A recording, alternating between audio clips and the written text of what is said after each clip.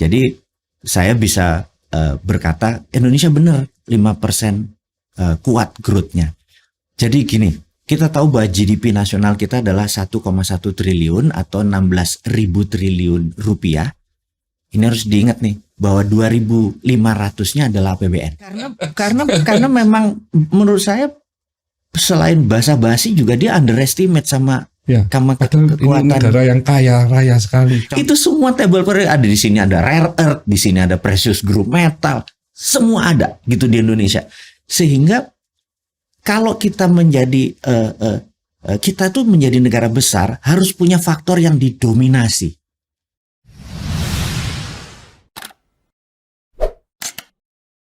Jadi tapi saya kalau lihat YouTube atau berita-berita dari Mas Madigu ini kan lebih banyak ke arah politik nih ya. Iya. Dibanding ekonominya gitu. Iya, memang kita sengaja. Jadi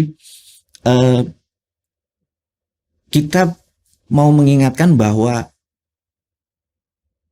yang 7 pilar bernegara, politik saat ini sejak tahun 2002 itu menguasai 80% conversation.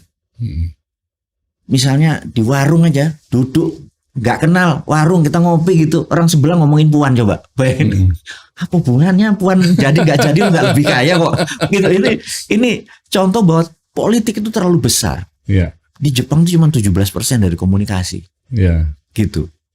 Sisanya dan dana untuk kampanye untuk nanti pemilihan itu pun juga besar sekali ya di Indonesia ini. Karena mindset kita berpolitik, semua unsurnya politik. Nah, sementara negara itu disebut dewasa, ketika masuk dalam porsinya.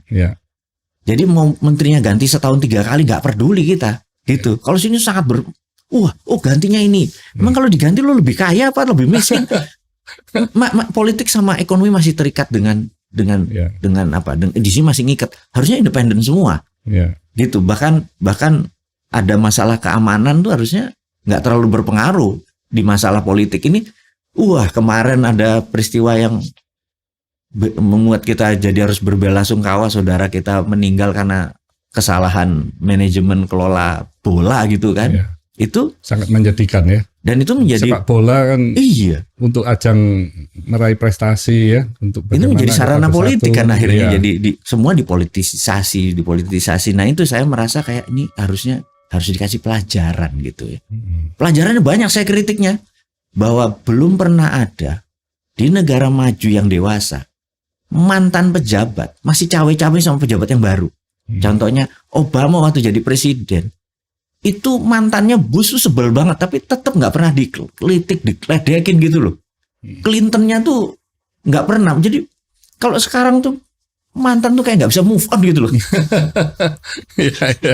Nah, lu nggak dewasa. Harusnya begitu mantan, siapapun dia, Anda menjadi negarawan, menjadi statement, menjadi negarawan. Ini kapan Indonesia ini punya negarawan? Contohnya, kita tahu Afrika sudah krisis. Eropa sudah resesi, kayak COVID, sebentar lagi pasti masuk ke Indonesia. Gak ada satupun orang yang berbicara sama negarawan, yang harus pejabat, mengingatkan masyarakat mulai jangan boros listrik, nabung, mungkin beli emas, jangan boros untuk kebutuhan ketiga seperti luxury, jangan handphone seri baru langsung ganti. Memberikan jangan itu gak ada. State pidato kenegaraan tuh nggak ada. Sibuk menari di TikTok hanya untuk 2024. Karena saya bilang gimana sih lo? Gimana rasa kenegaraan lo gitu? Emang dikira kalau lo jadi nanti presiden, lo mikirin? Enggak juga gitu loh. Karena lo pasti harus bayar kwitansi orang yang nyetor lo ini kan. Itu kritikan kita kan tuh bukan karena kita mau menjabat, kita mau mendewasakan. Jadi pernah ada sebuah episode 15 tahun yang lalu namanya The Magic Reveal. Dia pakai emas magician, dia pakai topeng gitu ya. Dia membuka seluruh tabir magic. Magician 10.000 orang di dunia hidup dari magic. Marah besar. Tapi sekarang 5 tahun terakhir semua orang berterima kasih pada dia karena ilmu magic naik, skalanya naik, dan itu menjadi kok bisa begini sekarang gitu ya. Itu dipaksa. Kalau enggak akan begitu-begitu aja. Nah, ini nih anggap aja Bosman ini adalah magic refill, membuka seluruh keborokan berpolitik, supaya kita semua naik ke satu level lagi. Ini menjadi world class country, itu gitu ya. Ini agak nakal. Jadi Mas Madigu ini bukan pengusaha, tapi mau masuk jenjang politik gitu. Enggak juga. Yang you lakukan gini, you tidak ada kekhawatiran malah dari sisi bisnisnya terganggu, dan tadi juga ada bekerja sama dengan beberapa perusahaan BUMN gitu ya. Iya, jadi awalnya mungkin, tapi enggak sih. Enggak ya. Kalau di pelajaran agama kita kan kebenaran yang paling benar itu kebenaran pasti membela dirinya sendiri dan tidak perlu dibela. Ya. Jadi kebenaran berdasarkan fakta, kebenaran berdasarkan data, itu nggak bisa dilawan. Ya. Dan tidak ada kepentingan. Nggak ada kepentingan pribadi gitu ya. Oh saya mau jabat gitu ya. Ya, untuk menjatuhkan seseorang supaya ini kan enggak. Jadi enggak juga, Mas Madigu tidak ke arah politik atau jenjang. Enggak ya. Bernegara beda dengan berpolitik. Berpolitik kan hanya 1/7. Ya. Saya bernegara ya. Saya tidak berpolitik. Gitu. Tapi Mas Madigu setuju nggak kalau ada pejabat, maksudnya sudah masuk ranah politik, tapi dia juga punya menjadi pengusaha gitu misalnya, atau pengusaha yang masuk ranah politik supaya apa yang punya bisnisnya ini jadi ada yang mungkin tanda kutip dijaga gitu kan? Ini kan rancu ini ya. Ini boleh nggak ini? Ini gini, sebenarnya nggak ada yang salah. Ya. Tapi parameternya kan hati kan. Ya. Gitu. Dan dengan adanya sosial media ya, keterbukaan ini kan betul. Wah luar biasa ini. Hati lo begitu menjadi makhluk politik, sebenarnya Anda adalah public servant, pelayan publik gitu ya. Nggak boleh nyentuh sebenarnya bisnis dong. Nggak boleh nyentuh bisnis harusnya. Nah kita nanya aja, kalau lo masih ngambil uang dari jabatan, dia tuh tanya hati lo aja. Iya. Itu. Nah, jangan-jangan emang nggak punya hati Pak yang ngerjain itu. Iya kan? Nah kalau nggak punya hati dikasih nasihat juga nggak ada gunanya Pak. Bener nggak? Ya sudah, karena nggak punya rasa kan. Saya pikir ya udah biarin aja. Tapi kita mengingatkan yang belum menyentuh sehingga kesadaran mereka tinggi. Jadi adiluhung, kesadaran tinggi itu membuat anak-anak muda yang di bawah 43 tahun, yang milenial ke bawah, pada saat mereka masuk ke ranah politik, mereka menjadi public servant, jangan kayak senior-seniornya itu gitu. Kita memang mau bikin malu seniornya itu. Gitu memang benar. Mas Madigu, saya ini ingin nyentil sedikit lah mengenai bukan politik mungkin ya, tapi mungkin pendapat ya. Kalau di Amerika itu kan hanya ada 2 partai ya. Jadi yang satu kalau menang ya dia akan memerintah, yang satunya jadi oposisi. Sedangkan di Indonesia ini kan cukup banyak ya. Sehingga kalau ada pemenang, artinya dia cuma memiliki suara 20 atau 30%. Nah, sisanya ini kan bisa jadi oposisi tapi juga bisa dirangkul gitu ya. Tapi kan itu semua kan akhirnya penuh dengan transaksional. Nah, ini gimana menurut Mas Madigu itu? Apa memang partai itu sebaiknya 2 ya, nggak terlalu begitu banyak, tapi akhirnya kan terjadi untuk menjadikan bersatu itu pun penuh dengan transaksional ya. Penuh. Jadi kita tahu ada namanya single party country atau negara dengan satu partai. Ada 7. Tiongkok salah satunya, Meksiko salah satunya. Jadi itu punya gaya, sekali lagi ya bukan salah benar. Kemudian Bapak demokrasi dunia yang selalu mempromosikan demokrasi, hak asasi manusia yang namanya Amerika itu punya 2 partai gitu ya. Terus kalau ditanya Indonesia yang punya 1000 bahasa, punya etnis yang sangat banyak gitu ya. Memang idealnya harus bersatu. Jadi partai itu harusnya 3. Jadi bukan 2 tapi 3. Jadi partai sosialis, beraliran sosialis, misalnya PDIP gabung dengan aliran sosialis lainnya. Kemudian partai religi gitu ya, seperti ya PKB, MAPAN. Kalau satu Tuhan satu agama, jangan ada PAN, jangan ada PKS, jangan ada PKB harusnya. Benar tuh ya. Ya partai religi, kemudian partai nasionalis, gitu ya, seperti mungkin Gerindra, Golkar, Nasdem. Ya satu payung. Kalau ini aja nggak bisa bersatu, jangan harap begitu naik ke atas bisa bersatu gitu ya. Ini mungkin by force, suatu hari by force. Ini kalau tangan besi ini harus otoritarian, tapi pro rakyat. Jangan otoritarian pro nepotisme gitu ya. Jangan sampai gue kalau nanti jadi presiden anak gue jadi wali kota, itu nggak bakal lah. Gitu. Nggak nyindir loh Mbak, ini sorry ya. Ini cuma pengandaian. Gitu. Nah kita membuat 3, suruh mereka melakukan integrasi aja di bawah ini. Mereka koalisi, sehingga partai apapun yang masuk mereka tetap underbo dari ini. Ya tetap ada PKB, tetap ada PAN, tapi underbo daripada ini, gitu. Nah, sehingga waktu mereka melakukan pemilihan presiden, ya minimum ada 3 pasang, maksimum ada 3 pasang, gitu, 3 sehingga lebih mudah. Dan yang gitu. Pemenang pun kalau bisa juga punya authority ya Pak ya. Punya authority. Nah, saya berharap sebenarnya Barat terutama ada konvensi. Jadi jangan sampai ujuk-ujuk, pokoknya gue nggak mau tahu ini yang wakilnya sebuah partai gitu. Saya mau minta mereka ada konvensi. Jadi misalnya, ya anggap sekarang PDIP punya calon Mbak Puan, adain konvensi ya wakil presidennya gitu, adain konvensi. 10 orang, itu saya maju hanya untuk bersuara saja, bukan untuk jadi. Berdebat untuk mungkin bisa harus menyuarakan apa sih yang visi yang ingin dicapai gitu ya. Saya tuh mau challenge sebenarnya, mau challenge. Misalnya partai apapun, jadikan saya mungkin orang yang nyebelin kali ya. Karena saya pengen duduk sama Pak Ganjar, Pak Anies, Pak Prabowo, saya mau challenge. Bos, planningmu apa untuk Indonesia? GDP-nya naik 4 kali lipat dari sekarang. Lu kan nanya simpel-simpel aja kan. Dia punya planning gini-gini, tanya gini-gini. Nah saat ini mereka tujuannya ingin menang tok. Ini saya mengkritikin. Ya nanti kalau menang ngelola negaranya kayak apa? UKM mau diapain? Rakyat terlantar mau diapain gitu? Kalau negara ini bekerja, itu tidak ada yang panti asuhan. Negara yang turun tangan. Kalau ada berarti negara nggak jalan. Udah 7 presiden loh negara ini nggak jalan gitu ya. Terus misalnya kita tes lagi bahwa di negara yang sehat itu minum susu 70 liter per tahun per person. Indonesia baru 16 liter per tahun per person. Terus makan sayur dan buah 75 kilo per orang per tahun. Indonesia baru 30 kilo. 7 presiden loh ini. Lo katanya kalau lo nanti jadi presiden ini bisa sehat kayak gitu.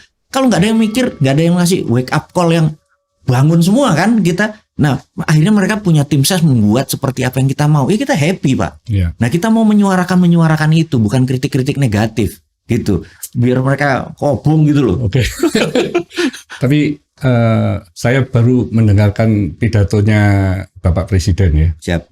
Saya mendengarkan begitu banyak hal positif. Contohnya misalkan dari sisi pertumbuhan.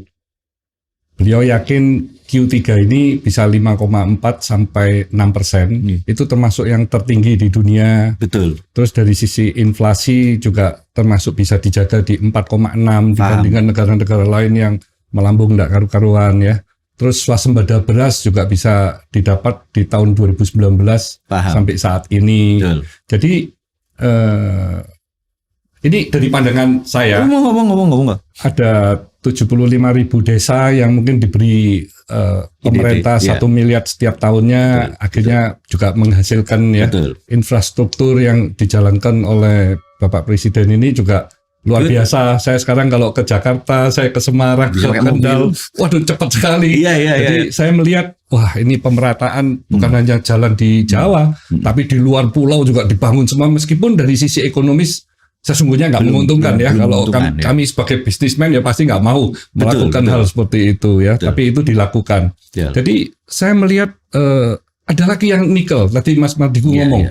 Ini Bapak Presiden ngomong nikel sejak 4 tahun yang lalu ekspor cuma 1 billion US dollar, tahun lalu 20,9 billion US dollar, berarti ada kenaikan 20 kali lipat. Betul. Nah ini 300 triliun dari nikel saja. Betul. Jadi apa ini yang akhirnya membuat Indonesia ini salah satu negara di dunia ya, yang tetap kita harus waspada, tetapi kelihatan mungkin resesi itu tidak akan datang kepada negara Indonesia ya. Setuju. Nah ini gimana? Jadi saya suka dengan data yang diberikan tentunya Pak Presiden dikasih data tersebut, ada yang nge-feed data tersebut gitu ya.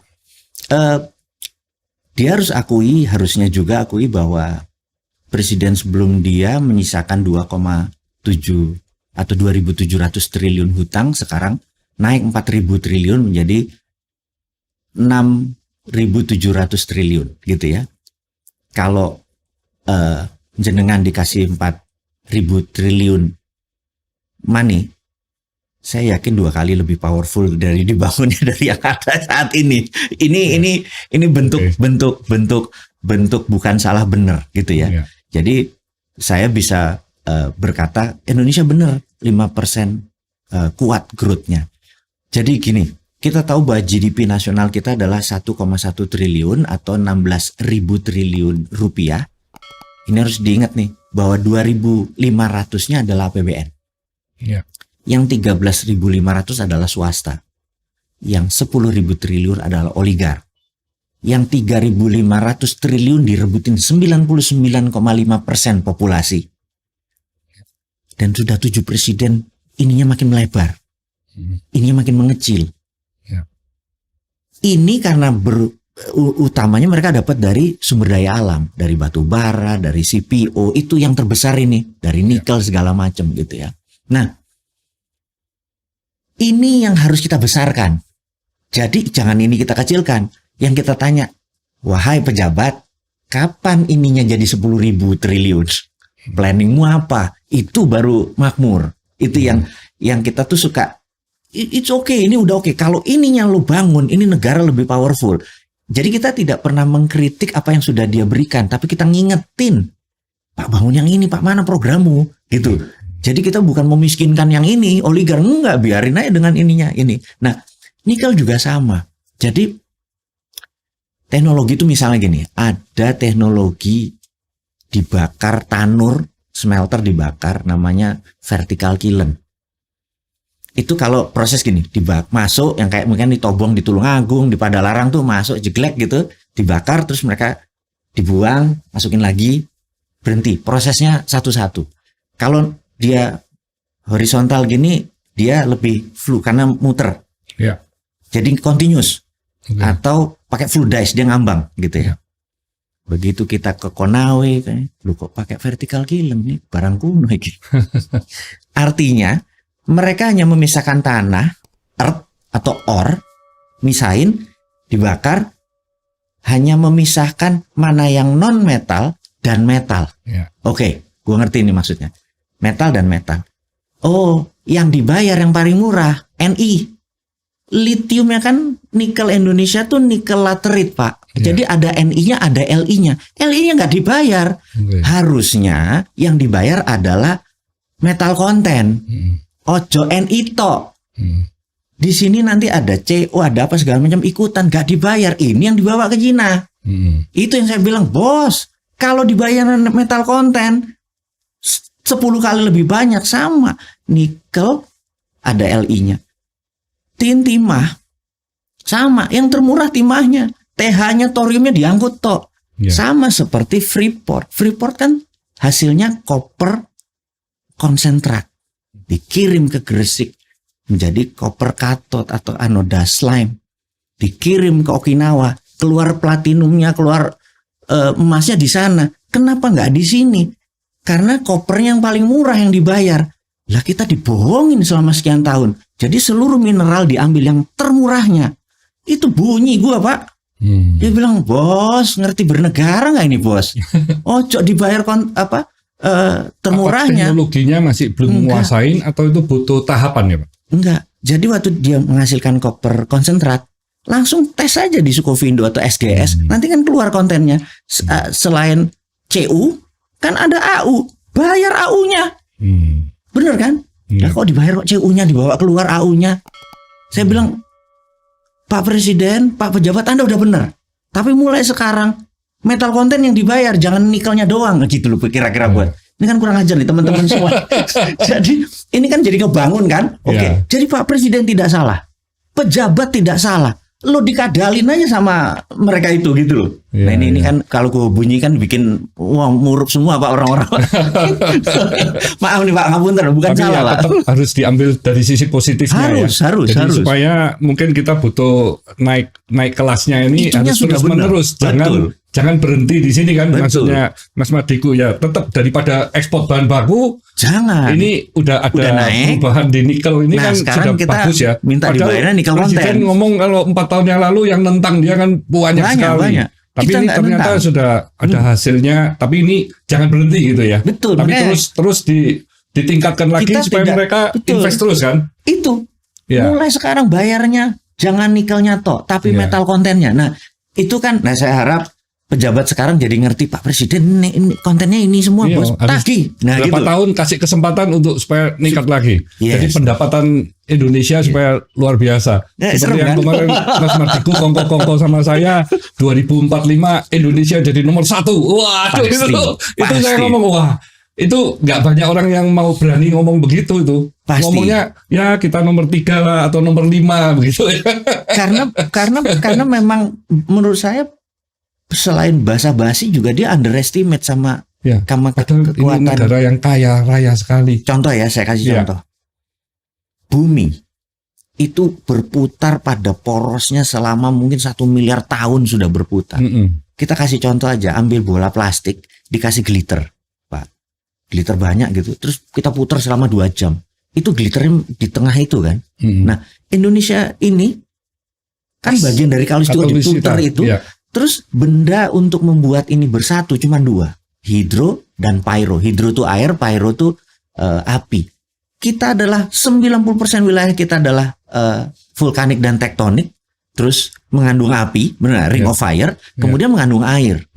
Itu 2 membuat mineral yang ada di tabel periodik. Yang dulu waktu SMA hari libur nanti kita rebus kubis Prancis, besok minggu cari itu kan He, Li segala macam itu kan saya harus ngafalin seperti itu. Itu semua table periodic ada di sini, ada rare earth, di sini ada precious group metal, semua ada gitu di Indonesia. Sehingga kalau kita menjadi kita tuh menjadi negara besar harus punya faktor yang didominasi. Jadi military domination itu Amerika, teknologi domination itu Amerika dan China sebentar lagi. Information domination itu masih Amerika. Kenapa Amerika yang tentang information? Tahun 64 pemerintah Amerika harus membuat strategi baru untuk membuat sistem komunikasi baru di luar PSTN, di luar kabel. Akhirnya tahun 69 terciptalah internet, WWW. Siapapun yang pakai WWW, maka Department of Defense Amerika dapat, gitu aja. Jadi mereka masih unggul. Information warfare atau dominasi informasi masih mereka. Trading sudah Tiongkok. Manufaktur sudah Tiongkok, distribusi sudah Tiongkok, kosmetik Korea Selatan, dan dia punya ambasadornya namanya K-pop. Itu K-pop, film, drama Korea, semua fokusnya di wajah karena mereka mau menjual. Itu adalah strategi of the nation. Kemudian Singapura menjadi financial hub, kemudian Dubai menggeser menjadi properti, kemudian Saudi 2030 menjadi dari petro country jadi negara penghasil dolar. Aramco akan menerbitkan SWF di forward ke sekarang, dia akan merubah menjadi property country karena cadangan minyak dan gas dia mungkin 40-50 tahun ke depan, tapi tamu Allah masih sampai selama masih ada agama Islam masih akan bertamu. Sekarang 4 juta kapasitasnya, kalau dinaikin 40 juta itu luar biasa. Dia akan merubah corporate action country-nya gitu ya. Nah, Indonesia apa yang didominasi? Itu kita question, lu mana grand plan lu? Gitu. Sumber daya alam inilah kita kalau sumber bisa daya manusia juga itu lagi karena demografinya muda. Ini kalau kita ngerti ke depan, yuk sama-sama kita berpikir memanfaatkan ini menjadi nation strength, menjadi faktor penekan. Jadi nikel itu harusnya bukan alat dagang, harusnya jadi alat tekan, Pak. Gitu. Sama nanti benda-benda di luar itu, litium, karena Indonesia yang terbesar ya. Karena Indonesia yang terbesar. Saat ini nikel memang diproduksi oleh tambang, tetapi nikel yang menjadi bahan baku baterai, Tiongkok udah jadi number 1 menjadi finish produknya. Nah, jangan sampai kita digituin lagi karena ya itu kita ingetin, neodymium ada di Indonesia, palladium yang gede di Indonesia, titanium di Indonesia. Itu kalau untuk bikin neodymium itu, kalau kita mau bikin single kereta api yang elevate, yang pakai magnet, yang terbang itu magnet kan, itu perlu neodymium. Indonesia terbesar. Saya kadang-kadang ya Allah, kok pada nggak ngerti gak sih? Gitu loh. Bahwa sumber daya alam ini jangan jadi curse, jangan jadi kutukan. Kalau kita cuman ngambilin, nanti kayak Nauru tuh menghasil P2O5 fosfat. Dulu Nauru tuh toilet papernya aja $1 kok. Gitu. Dikeduk habis sama Amerika, sekarang 0, nggak ada apa-apa, diambil semua. Nauru sekarang ya miskin negaranya karena sumber dayanya fosfat menjadi komoditi. Bagi saya sumber daya alam jangan jadi komoditi, tapi naik levelnya. Jadi tadi alat dagang menjadi alat tawar, dari alat tawar menjadi alat tekan, deterrent factor, dari alat tekan semua tujuannya untuk humanitarian, gitu. Ini kalau Freeport masih dianggap alat komoditi, emasnya masih belum menjadi alat tawar, saya pikir bernegaranya harus mulai diingatkan nih, gitu. Ini mungkin gue sendirian aja gila kali ya, sorry ya. Ini kegedeannya. Mas Kotibu, misalkan nih dari penguasa nanti meminta Mas Mardigu untuk menjadi Menko atau Menteri, itu gimana? Ya, jadi karena ide-idenya kan luar biasa. Saya pikir saya kalau ditanya sumbang asih untuk negara kan, saya lebih baik ya berada menjadi